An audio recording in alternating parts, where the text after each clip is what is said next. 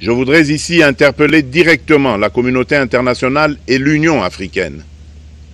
Le Rwanda continue de violer ouvertement et sans scrupule les principes fondamentaux de la Charte des Nations Unies ainsi que les accords régionaux.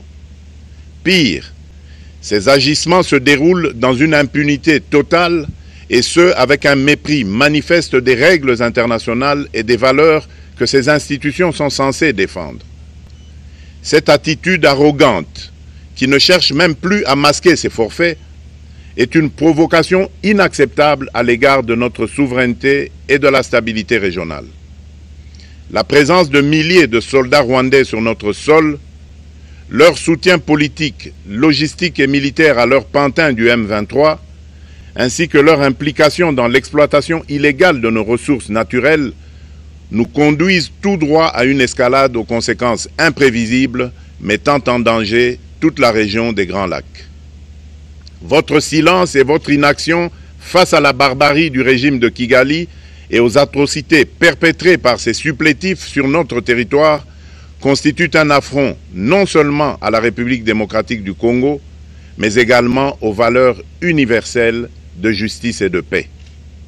Le peuple congolais prend acte de cette passivité qui frôle la complicité. Soyez sûrs d'une chose, la République démocratique du Congo ne se laissera pas humilier ni écraser. Nous nous battrons et nous triompherons. Congolaises et Congolais, l'heure est certainement grave, mais notre détermination est encore plus inébranlable. Ce moment critique nous offre l'opportunité de montrer au monde ce qui fait notre force, c'est-à-dire notre unité sans laquelle tous nos efforts seraient vains. Je vous appelle à être vigilants, mais à ne pas céder à la haine, aux divisions ou à la violence. Je condamne avec la plus grande fermeté les actes de vandalisme et de pillage qui ont visé certaines missions diplomatiques accréditées en République démocratique du Congo, ainsi que des intérêts privés dans la ville de Kinshasa. Ces comportements irresponsables dénaturent l'expression saine de notre colère face à l'agression barbare nous imposée et jettent une ombre sur les manifestations pacifiques de soutien à nos vaillantes forces armées qui luttent avec courage et abnégation pour défendre notre souveraineté. Notre engagement doit rester ferme et discipliné. Nous gagnerons cette guerre par notre unité, notre courage et notre sens de responsabilité, et non par la violence aveugle et par l'anarchie.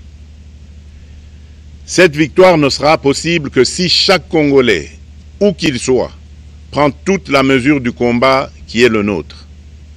J'appelle donc la nation entière, hommes et femmes, jeunes et vieux, acteurs politiques, opérateurs économiques, membres de la société civile, confessions religieuses, artistes et sportifs à se mobiliser, à faire bloc derrière nos vaillantes forces armées et à contribuer chacun à son niveau à l'effort de guerre.